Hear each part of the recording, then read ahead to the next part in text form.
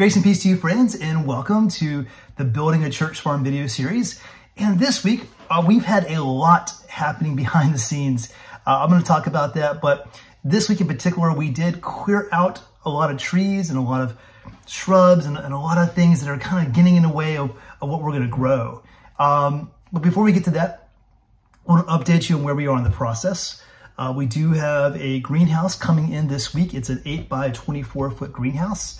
It's already, we had to put it together, but it's one of these prefab greenhouses, and it's very nice. It's got its own irrigation system. It can have its own heating system. It has a solar panel for a fan. So it's designed so that it doesn't get too hot in July and August. So we're excited for that. That's coming in this week. We also are very close, probably a week or two from getting a new well installed, a new 4-inch well, very deep, 200-foot 4-inch well. So we're excited for that. That will give us a lot of flexibility in the future when we talk about irrigation.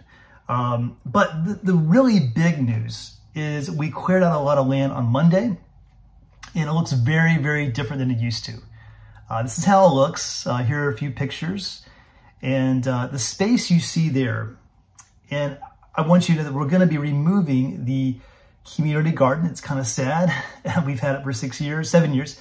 And it's been great for us. It's been great for the food mission, but it's time to move on from that because we're expanding and we need to farm more efficiently. And having raised beds with large spaces between them just doesn't quite work for us in the long term. So we're going to be tearing that down. And where you see the garden and all that space that we cleared out around that, there used to be some pecan trees. They were almost dead and not really producing. Behind the garden, there was a pine tree and another kind of tree that was not functioning as well, and it would have been a threat to the garden rows. And so we have all this space cleared now, and we designated 90 feet by 60 feet is where we're going to put our first garden rows. And so we're really excited to dig into that. So in the next week or two, we're going to be taking down the old garden and begin constructing these new garden rows.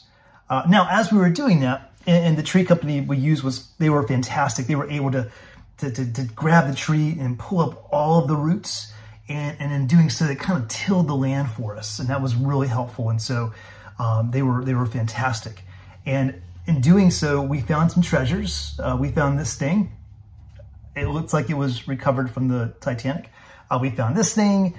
We found these hoses. We found some drainage pipes.